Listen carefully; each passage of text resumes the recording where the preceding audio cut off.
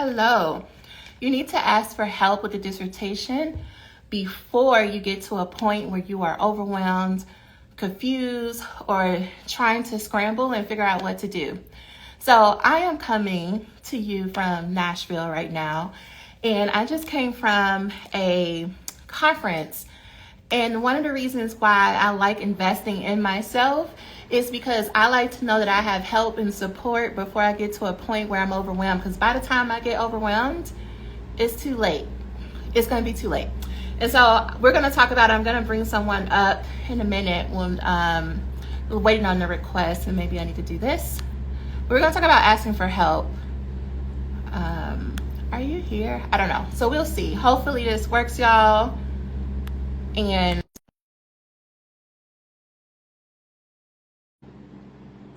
okay, but the person I'm bringing up first came into the group and was participating, doing well, very much what you expect as someone as a high achiever in the process. And we started talking. And I told her, like, yeah, I want to make sure that, especially the Finish Your Dissertation Institute was more that, like, I wanted to up level it in a way. But I knew I needed help. I needed a thought partner. And so I asked her if she wouldn't mind doing a trade where she would help me and then I would help her privately. And this has resulted in our new and improved updated institute curriculum, as well as me being able to write the Write Your Dissertation in 12 Months book. And so I just thought she would come. I don't know what is happening. Instagram doesn't want us to be great. Sorry, y'all. Let's see. Go live. Let's see if that works. Sorry about the disruption. Hopefully she'll be able to come on. But while she's coming on, I do want to tell y'all we have our monthly writing retreat this weekend. It's called 10 Pages in 2 days. We do it every month. And every month, people are always shocked about how much they're able to get done. So you can comment 10 and just send the link and you can learn more about it. But it's just, I don't know, Mimi, if you can hear me and say you are unable to join, and I don't know if it's the phone or the internet. It might be your internet. You might have to come off of Wi-Fi or go on Wi-Fi if it's the opposite. Okay, but how's everybody else doing while we're waiting? Let me know, how is it like to be you on this Tuesday? What are your biggest challenges in the dissertation? Because I want to make sure that we speak directly to that. And let me tell you, no challenge is too small or too silly. You'll be surprised what I hear. But I want to make this as useful to you as possible. So even if you want to comment on behalf of a friend, let me know, what is your biggest challenge right now when it comes to your dissertation, your doc program, or just in general where you are today. Like I was saying earlier, I'm coming from an event where I don't even remember what the name is, but it's been 2 days of coaching and group activities and me journaling, and really, like, it was the boost that I needed. But yeah, let me know, how is it like to be y'all today. I don't know. It's storming here, so maybe it's my internet as to why she can't get on. So I'm just gonna put that here. You're surviving. Tell me more. What would help you not just be surviving? To be cliche, what would help you to thrive? No, I'm serious though. Like, what would happen if, like, what would need to happen in your life? What do you need help with? What type of resources would you need? I know there's a lot of questions, but I'm just trying to see where you are. If you were doing more than surviving. And this is a fun fact, y'all. So I originally started Office Hours with Dr. Lacey, the podcast. I originally started that in 2017. But 2 years before that, it was called Naturally Surviving, because I was like, I'm going to help you do more than survive your PhD process. You're going to thrive. But I'm so glad that I changed the name, y'all, because it was a little corny. I could be corny, but yeah. So tell me, what is your biggest challenge right now, whether it's with your literature review, your dissertation, your program, maybe it's with your chair. I'm trying to bring Mimi on, but in the meantime, I'm going to do some Q&A. Tell me what is going on with you. It is, what is this, the end of September. You have a solid 2 months left in the semester. How are things going? Are you going to hit your goals before 2024 ends? It's something I like to ask inside the group.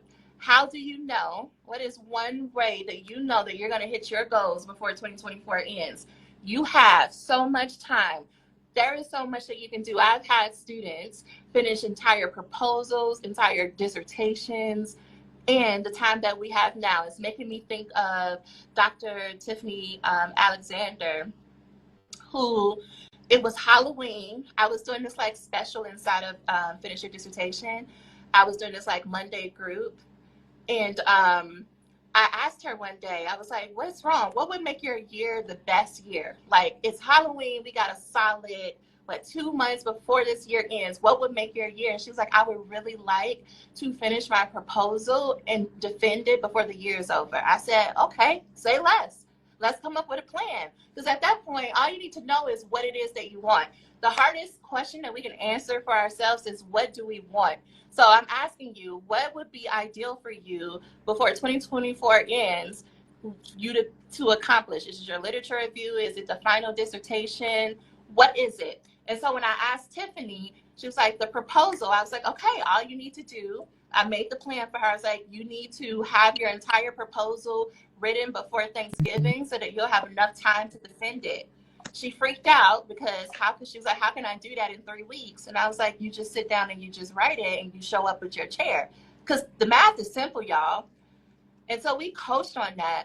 The rest of November and December was coaching her in her mind, and she defended her proposal before the year was over. She wrote the entire thing. She only had like 2 pages of the literature review. She wrote the entire thing, defended it before 2024 was over, and she had finished her entire dissertation by March. It is possible. Okay. Hello, Yeah. Mimi. Can you How hear are you? Yeah, I can hear you.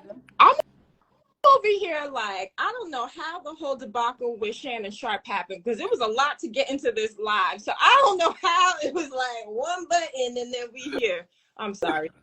No, because we all know that it was an accident, okay? Because you don't have a whole marketing plan afterwards. It was an accident.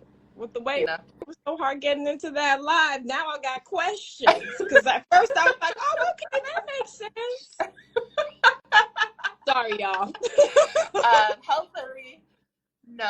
Hopefully the internet holds up. There's a whole thunderstorm happening right now. I put my phone on Do Not Disturb, so I'm going to cross fingers that I am coming through clearly. But I was just explaining to people, like, number one, anything is possible in terms of the time that we have left in 2024. And the title of this is asking for help, right? But I want to talk about that from the perspective of getting help before you need it. And so I thought about that because I was thinking about you. And I don't know if you would say the same thing, but from my perspective, you signed up. I know you probably would say different, but like how I experienced you the first initial weeks was, I'm making sure that I have the help that I need because I want to finish this dissertation, because I don't want to take longer than I need or want to. I'm going to sign up for this program. And so I love your story. So as an introduction, first, can you tell people who you are and why did you originally sign up for the Finish Your Dissertation Institute? Okay, well, hey everybody, my name's Mimi, and what made me sign up? So I always tell Dr. Lacey this story. It was September of last year, and I knew I had to get the dissertation done, and I was just feeling in my body like a lot of nervousness and just at the thought of doing the dissertation proposal. And I'm around, so I have an older sister and I have a partner who both just orient to like having coaches, having a team that supports you. And I'm like, it seems to be working well for them. I should get a dissertation coach. But I was like thinking about that. And then I went to bed at night and I was waking up in the middle of the night because I was still just like feeling so anxious about the dissertation proposal. And I was like, okay, you know what? I'm going to look up a dissertation coach. Did what I always do when I'm doing a Google search. So it's like insert whatever for Black women. And I was like, Black women dissertation coach. And I just clicked on your website and the rest is history from there. But I think when I'm thinking about like what made me want to work with you, it was a few things. So I'm like, maybe it's the superficial part of me, but I saw your picture and I was like, oh, she's cute. She seems So there was that. Yes. I think it was also our initial meeting, and I don't know if you remember this, but the way the program used to work anyway, so that's not available now, but we had a chance to do a one-on-one where you looked at everything that I wrote about what I wanted to achieve, what I was anxious about, like all of that stuff. And I just like brain dumped, word vomit, and you took that and you listened to it. But it was the moment when you shared with me. So y'all, for context, I was like, my goal is to write a really dope dissertation. I really want to make sure that I'm writing the literature review and that the literature review section shows that like I'm knowledgeable about the research in the field. And then I wanted to make sure that my methods were really tight and all of that. And you're like, oh, wow, this is so great. So you want to be a researcher? And I don't know if it was intentional or not. And I was like, not at all. Like, I actually don't want to be in academia. And that was like a moment where I was just like, oh, yeah, wait, if this is not my goal, what is my goal? And so I think that's something that stuck out to me and has been something that it's been like a year-long plus journey of trying to figure out like, what is my goal? Why am I doing the dissertation? Who is this for? What do I hope to get out of it? And so there was like that part. And then I guess the other piece too was the methodology and thinking about that, or just the whole project in general. So you'd been listening to me and you were like, I'm hearing you talk about all of these experiences that you've had, all this data that you've collected. Have you thought about doing autoethnography? And for me, I was just like, mind blown, because I just didn't think, I think when I thought about the dissertation, for me, it was thinking about how can I do this in the hardest way? And I don't think that's what I was thinking, but that's what I was doing. Like, how can I do this in the hardest way to prove that I'm doing the work and thus like worthy of becoming a doctor? And I think the biggest thing was you being like, sis, there is another way. And so that's kind of like the whole context around what brought me to you and why I've stayed and what's been helping me just on this journey. Yes, no, that's funny. It was okay from my perspective, y'all. It's very classic first conversation because not only Mimi, but I'm willing to bet most of y'all on here, especially as doc students, you don't realize how you present. What I mean by that, like she came on this call and she's using all of the research jargon. She's talking very much like, yep, this is going to be my method. This is what I'm thinking about my problem. I drafted. I think you almost had like what in my brain, like a whole proposal. It just needed to probably be rearranged. And I'm just listening to you talk and I'm like, oh, I'm thinking about the institution you're coming from as well as how you're presenting in front of me. I'm like, well, absolutely. It makes sense that you're going to be a researcher. And then the look on your face was like, I beg your finest pardon. Like, no, how dare you? I'm like, but that is how you're showing up. And That, wow. I don't think, yeah, like most people here, I don't think they do show up. I don't even think I know I show up in that way all the time because I'll say something and people will be like, you? Anyway, so I do remember that distinctively. And then something you also said is a lot of people hear the word dissertation and you hear how other people speak about it, right? People make it to be like, oh, it has to be your absolute best work that you've ever done, that you'll ever do, right? People put so much pressure on a dissertation having to be like for the ancestors, like, right? It's a joke that we have, like for the ancestors and for like your grandma and your whole family lineage. And the dissertation is an educational exercise, y'all. And so I'm just listening to her and I'm like, I think I remember asking a question of like, which is what I normally do. What is more important? Is it more important that you have a solid dissertation, but you get done when you want to get done, or that you do it in the way that you're thinking about it now, exactly how you're thinking about it now, no matter how long it's going to take? And when it was like, nah, I'm ready to be No, done. Like like yesterday. option B, number two, the second choice.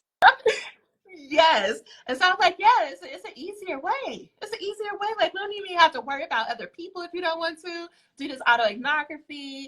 There's absolutely a way to write this up where it'll meet expectations and still blow people away. But we don't have to work harder if there's no need to. Like, you're not trying to do all these other things. And so I guess I wonder whether it was right after that conversation or maybe more your initial time in the program or us meeting together. How did you process that? Like, because most people think like I smoked some good weed or something because I must be delusional. And so I guess I'm wondering, what was that like for you? What were some of your initial reactions to working with me and working in the group? Mm, yeah, it's been a journey. Mm-hmm. And I think for me, the thing that was most appealing about the program was this idea of like, get this dissertation done in a year. And in full transparency, y'all, the dissertation proposal has taken me a lot longer. But what has happened in the process is that I've just been in a process of becoming well and doing this work while being well. And so I think for me, it's something that I've always recognized, that like my wellness has been compromised by my desire to achieve and to people please and do all of that. And so I came in actually pretty receptive. And one of the things that I really liked about the program is when you basically talked about like scholar basics. You are going to drink 60 ounces of water. You are going to get your rest. You are not going to work on this all day long. And so I came in like, yeah, that's what I'm trying to do. And I don't think I realized just how hard it would be to unlearn that, like how my body has been socialized and wired to just push at every single turn. And so I feel like while I was receptive, that was the thing that I've had to learn, and I'm still unlearning. Like today, y'all, I was working on a shitty paragraph, and in the program, we talk a lot about just writing a shitty paragraph, meaning you brain dump what is in your head, you write that out. That's your shitty paragraph. And I felt myself, like the tension in my body as I was like backspacing and trying to like fix it. And I had to stop and be like, you know what? You're just going to do an audio recording where you can't be doing all of this. And so it just shows that it's a process. But like what's been happening now is that I'm getting an awareness around the ways that I'm always having to, or feeling like I need to always push. I think that's something that comes up a lot in group conversations where somebody will say something. And for folks who are in qual scholars, you know, you think you're saying something, you're like, yeah, I'm just saying this. And then we'll go to the next point. And Dr. Lacey does like head tilt. And you're like, wait, go back. Let's talk about that. Let's unpack that. And then there'll just be like a question like, why do you feel like you have to do it that way? What would it mean about you if you did it that way or didn't do it that way? And I think it's those moments that have been like helpful, and eye-opening, challenging, because that's the part that's like, that's the work and it's hard. And so I think that's something that I would want to tell people. It's hard work and it's also important work. Yeah. And thank you, Kristen, in the comments. Um, so the whole like finish your dissertation in 12 months, y'all, I'm gonna keep it all the way 100 with you. It's marketing. I'm not saying that you can't do it, right? You just heard me talk about Dr. Alexander doing it in 6 months, right? There are two camps of people, Yeah. right? It's people who are like, I gotta get this done as fast as possible, and then there's people who are like, I just need somebody to tell me what to do because I'm over here confused. That's usually how people come into the group. But a lot of people are attracted to this idea of, oh, I can get this done in less than a year because I've been trying to work on this proposal or this literature review for a year. And so if you're saying I can complete the entire dissertation in a year, I'm game. And you absolutely can. But here's what most people find out once they join the group. The only reason why, so I hope everyone, if you are multitasking, come back. The Yes. reason why you are rushing to get to the end of the dissertation is because you're looking for relief. Mm-hmm. You're looking for, you want that, the pressure to stop. You want the like constant overthinking and questioning and the shame of not making the progress or not being consistent or not being like that disciplined researcher over there. You want all the voices to stop. You want the pain to stop. But when you come inside the group and I'm like, do you know the pain could stop right now? Let me help you. Like, you know, you could take the pressure off right now. Do you know you can actually enjoy the dissertation? And when you start to enjoy it and relax and take the pressure off, you care less about the time. And Yeah. you know what happens is like the less time, like the less you focus on the time, the faster things go. And I know that feels counterintuitive, but I promise you that's the case. I don't know. Any thoughts about that? Yeah, I was gonna say that because I feel like what has happened now that I'm in a space where I'm like, I feel a lot better.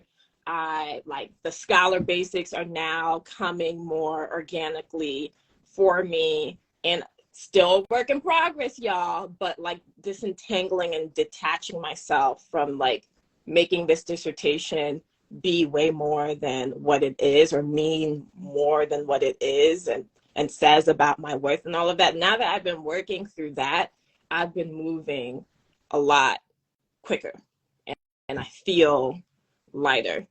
And, you know, it's the ups and downs of the process. And I think that's the part that is worth it because it would be unfortunate to race, to rush, get to the finish line, and now you were just like so depleted and can't function. It kind of reminds me of like, you know, when people cut you off in traffic and then they're racing and then you get to a red light and it's like, well, what was the point of that? You know, Yeah. you want to come out of the dissertation as whole as possible. And so I think that's the important part as well. As whole as possible. I can hear someone right now being like, oh, that's so cute for you, but I need to hurry up. Like, I can't keep doing this. Like, I just need to rush. And thinking about, like, you know, all the work and like what you've seen over the past year in the group, is there anything that you would say to that person who's like, I can't do that. I need to hurry up? I think it would be echoing what you said. I think when you're focusing so much on hurrying up and being done, that's what you're telling yourself. Mm-hmm. What you aren't telling yourself is like, you're not asking the real question of like, what would it really take? What do I need to do? What do I need to give up? What do I need to bring in? Like, you're not asking yourself that. You're just like so focused on the thing that you're actually not doing the thing. And I think that is the other piece. I think like a more helpful question that you've asked us too, that creates the urgency, because I think that's sometimes what we want. We want the urgency, but you don't always get the urgency from just saying, I gotta hurry up, I gotta go, I gotta go. It's like, what's waiting for you on the other end of this? And I think thinking about that has made me be like, oh girl, let's get this thing done because we got too much stuff to do. And now I'm getting a little bit bored with this. And I just want to be done. And I feel like at least having that I want to be done comes from a different place. And I think that that helps as opposed to the like, I just got to hurry up. I just got to, that usually is counterproductive. Yeah. And you mentioned the shitty paragraph, right? And one of the biggest, I guess, pushbacks that I get from folks, especially on Instagram, is like, no, my chair won't take a shitty paragraph. Like, I need to make sure that what I submit the first time is as near to being perfect as possible because I don't have time to waste and my chair has high standards or like they're a so and so expert in the field or whatever that might be. As I'll just leave it there. Anything that you would say to that person who's like, the shitty paragraph is just simply not good enough? Yeah, I would say a few things. I think the shitty paragraph is for you. And I think something that I've learned is that I'm an educator and I used to teach writing. And it's like we teach writing so wrong in K-12 and beyond. We teach like you have a writing assignment, you write the thing, and then you submit it, and then you get the grade. If you like the grade, you're not even looking at the feedback. If you don't, you're trying to look at it. But it's just this, it's not, we don't teach writing as a process.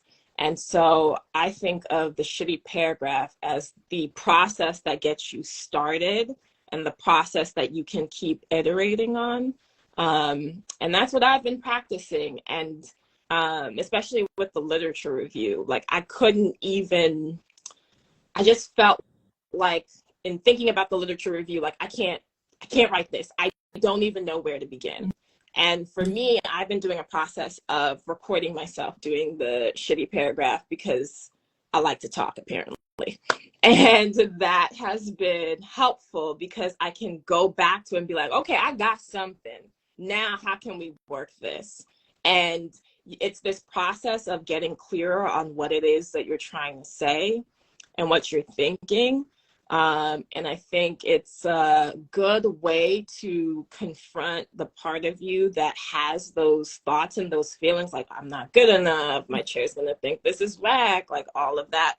And the thing is like sometimes those voices don't go away, but you just kind of have to like hear them and be like, okay, girl, yep, that's what you're thinking. Let's feel that in our bodies and like recognize that and then move forward from that.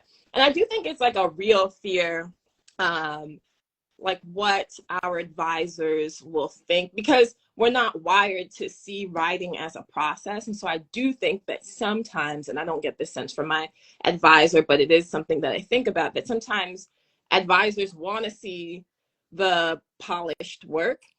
And I guess what I say to that too is that if you do the process of submitting a draft that's not where you think it should be, and maybe where your advisor doesn't think it should be, hopefully you'll get some feedback.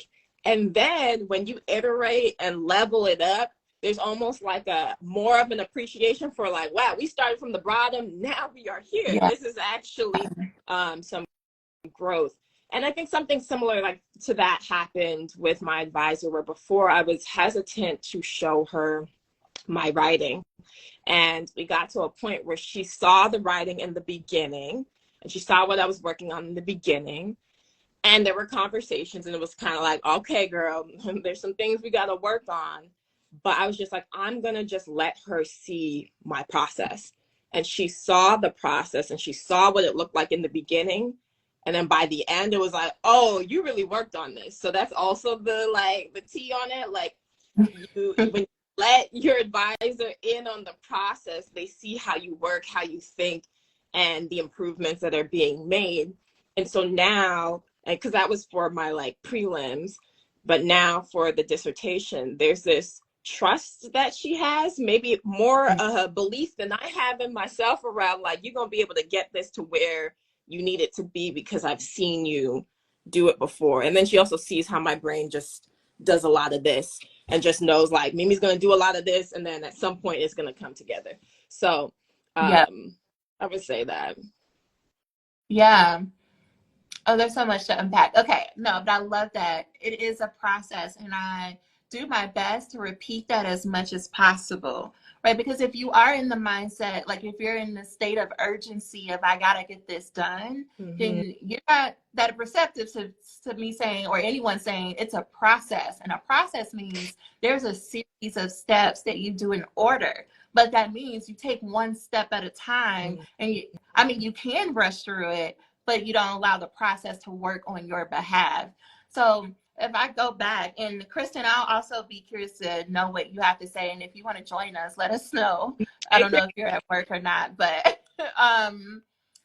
we were talking, I think last week, and Kristen was like, I'm trying to work smarter. Like I'm trying to make sure that I make the most of my time. And I'm like, yeah, but when you follow a process, that is how you make the most of your time. If I take a step back, most of us think, especially when you're in the middle of being overwhelmed in the dissertation, you think making the most of your time is forcing yourself to sit down and wake up early or stay up late at night and write and write and write for as many hours as possible, because you are equating hours with meaning like if I work this amount of hours and this is how productive I was, even if you didn't produce anything. And I want to slow down, and I'm not trying to be shady at all. I just want you to hear the word productive, right, Mm, means to produce. mm, But if you are simply thinking that, oh, I wrote for 5 hours today, or I wrote for 10 hours today, look at me being productive, you're not being productive. You're just sitting in front of your laptop. yeah. Like, and I don't mean that in a shady way. I mean you're just sitting there because you don't, what results have you produced? Whereas if you're following a process that has a series of steps, you could say, well, I did step 1 today, so that is how I know in a very tangible black and white way that I was productive because I completed the step. So that's the first thing I want to say. Then that is how you essentially work smarter, not harder. But the second part is when you start to get overwhelmed and you start overthinking, right? You're like, I read all this stuff and how am I supposed to write? Mm, You're like, just follow the checklist. yeah. You don't have to overthink. You're just following the checklist. And to make this real in terms of a tangible example, I don't want y'all to think that people come into the program and then they just immediately do what I say. That would be great, but that's not how humans work, okay? Especially high achieving humans. Mm, Mimi was like, yeah, Dr. Lacey, I got my own process. And I'm like, okay, you got your own process, right? I'll teach you, but I don't try to argue because I yeah. also know that this too is a process of learning the process. Yes. So Mimi was like, I got it. And then we got into this literature review and I was like, okay, but for real, Mimi, if you could just try this. Like, I'm like, for shits and giggles, humor me. Just humor me for what I say, 2 weeks. I said, please just give me 2 weeks and follow this process. Mm-hmm. Right? You came back, was it week 1 with like 7 pages? And I'm like, Mm-hmm. okay, you got it. Like, and then we're gonna move on to the editing part of the process. And like, and y'all, now she probably gonna kill me later on for saying this, but I think she was about to come through the screen on me, okay? Because she was irritated. She was like, "This is not working. Okay, I feel like this is messy. I don't see how these things that I like word vomited on this page is going to end up to a polished literature review." I'm like, please just trust the thing. I think we met the second week and you were at 15 to 16 pages. And we Mm-hmm. need to meet this week to see where you are. But even just there, because Yeah. I think it's too much for sometimes for people to be like, and I wrote a whole literature review. In this middle process, going through these first few steps, what has that been like? And what would you, I guess, tell yourself 30 days ago self about Mm-hmm. trusting this process? I know that was Mm-hmm. a lot of questions. Anything you want to share? On trusting the process, I think it's really hard to trust a process when the process gets messy and you don't really know what's coming next. Like there's some ambiguity Mm-hmm. there. Uh, oh, that's so funny. My friend is on. Hey, Joni. And so I think the way you trust the process is trusting yourself.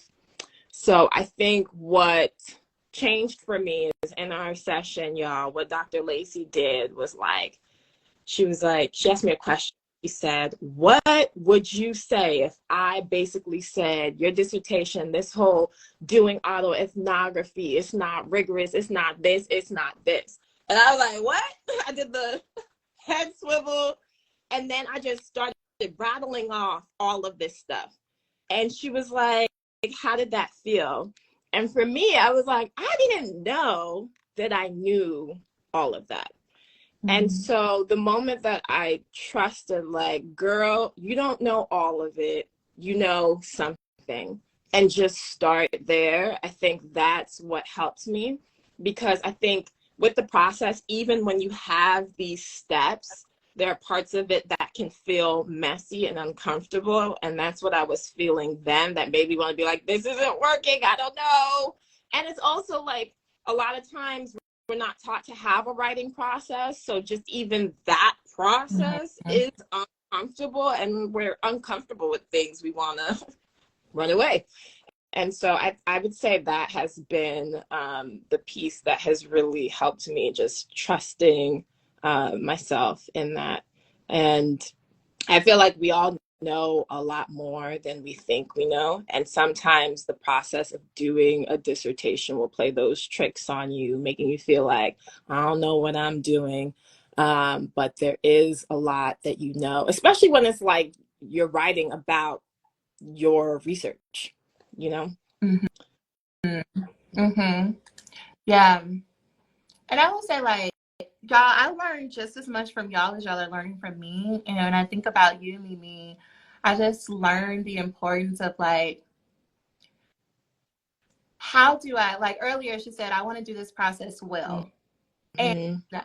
what I have really just enjoyed and I'm so grateful to be able to watch you and learn about like this reminder of, and you could do all parts of your life well, right? And well doesn't mean perfect. To Mm-hmm. me, well means I'm centering my well-being in everything that I'm Yeah. doing. And so how, like, who do I need to help me so that I can remember to be a human first and to take care of myself. And I'm still going to achieve amazing things, but like asking for help and learning to build like the belief that it's possible and confidence and that I don't have to rush through a thing in order to say like I did it. And so I just want to say thank you for modeling that, and you model that for the entire group. Um, and I just appreciate that so much, because in this world, especially in academia, where people are constantly telling you it doesn't matter how you feel, it doesn't matter what's going on in your life, you just Yeah. have to keep working and producing and producing and producing. And it takes great courage to say, no, I'm not going to do it that way, I'm actually do it this way. And Mm-hmm. so, do you have any, I guess, advice for people who are like, I would love to do that. I would love to believe that it's possible for me to do this dissertation or anything else in a well way where I'm centering myself. Mm-hmm. And not that you have like all the answers, but there anything like starting points for people? Yeah, that's a good question. I think what's hard for me is in some ways I feel like I hit a wall where I've just hit a wall of just feeling so unwell and being forced to lay down. And so that's not a fun space. So for me, in some ways, I'm like, I did this by force. And so I guess what I would say is that my hope is for everybody is that you take the investment in yourself and do that now so that you don't have to hit the wall. And I think sometimes, I'd say, especially for folks with identities that have been marginalized, um, we're just taught and socialized for things to be hard, for hard and like unwellness to be the norm. And I think a part of us just like getting ourselves free is getting the help that we need to have ease, and to have that preventively, like on the front end, and not as a thing that we have to do by force. And so I think that's what I would say. It's like the knowing that when I'm around, like a lot of the folks, not knowing everybody's research, but a lot of folks are really focused on like social justice related things for different communities that have been marginalized. And I think there's this like, we're talking about how do we get ourselves free. I feel like that's what this looks like: getting help, having a bit more ease, being well. That's like Yeah. step one.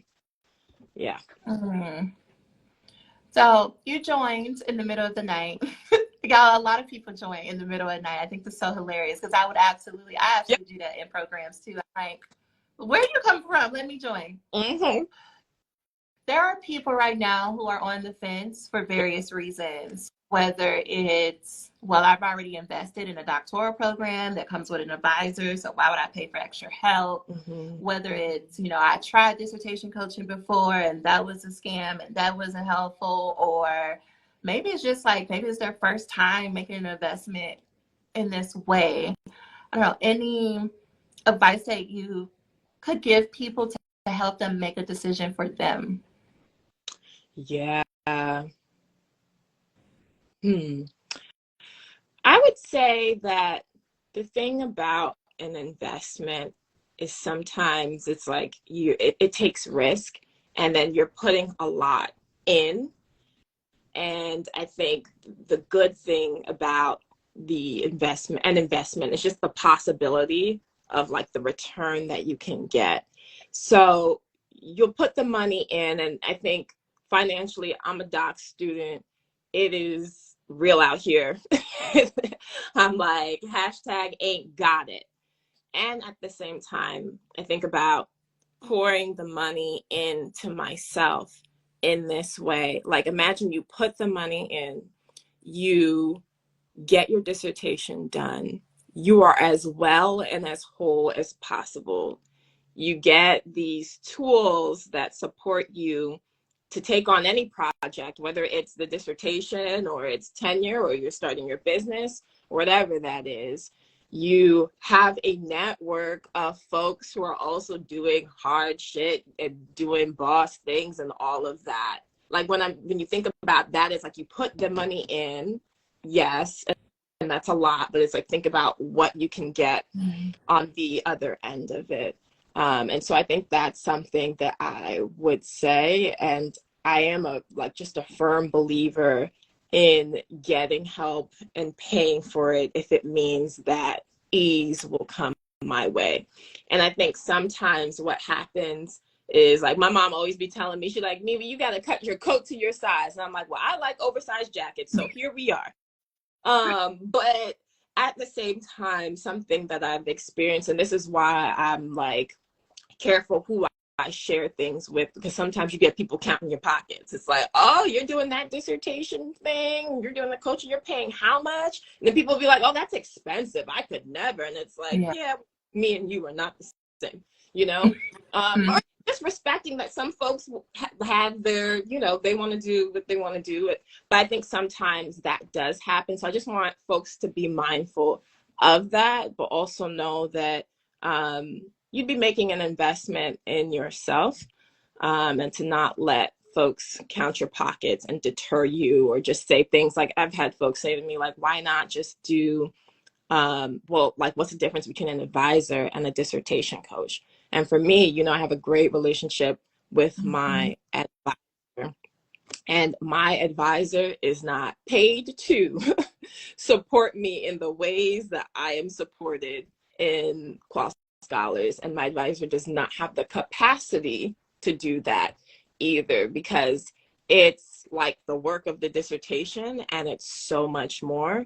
And that's what you're paying for, to be guided by someone who has the expertise and the range. I don't want to go off on a tangent too much, but what I've learned in doing it is that when you're training to become a doctor, you don't really get any training on how to advise folks. You don't get training on how to support students. You don't get training on how to support marginalized students. You don't get training in any of that. And so a lot of times you are subjected to just like the skill set that your advisor has. And even when you have a really great advisor, it's hard to just cover the range of all of it. Like sometimes you may have an advisor who can support you emotionally, but like the actual dissertation stuff, maybe not so much, or vice versa. They can support you with the dissertation and those logistics and all of that, but they can't support you emotionally.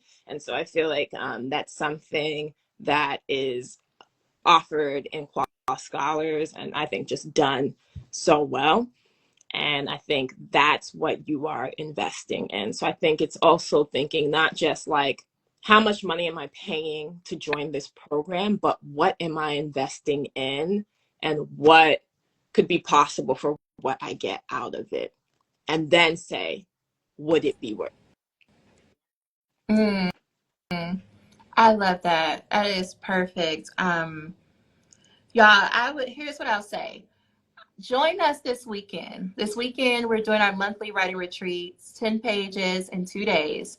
You are going to get not our process, the scholar planning routine. So how you make a plan. So you know exactly what to do for the 2 days we're at the writing retreat, as well as moving forward for the rest of October. You'll also do what we've been calling writing sprints, where you're going to get more done in these 2 days than you probably have gotten done in the past 30 days. And that's no cap. I don't even know if people even say that anymore, but I'm saying it. you're going to get a lot done, and it's going to give you a strong idea of what it's like to be in any one of our programs.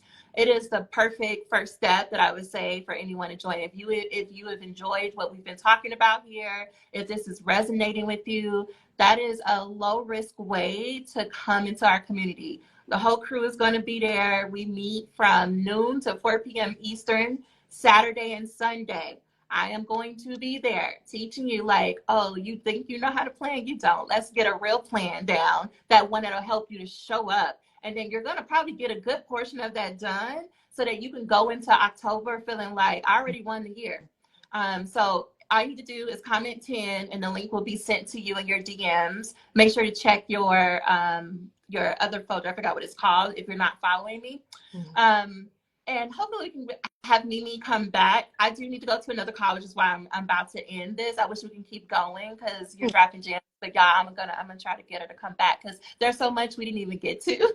There's so much we didn't even talk about. And Kristen, I also want to go live because I think your experience would be very valuable too and sharing with people. And so I keep trying to take screenshots so that I can get your comments. But y'all, if you have questions, please let us know. And also come this weekend. You can talk to both of them this weekend as well as the other members of the group. But I want to say thank y'all for your time and attention. Mimi, thank you so much for coming on and sharing your experience. You have no idea how much you've helped people. So thank you. Thank y'all. 10. You comment 10 for the link. Yes. Thank you, Dr. Lacey. Thank you. Okay, y'all. I will talk to y'all later. Bye, y'all. Bye.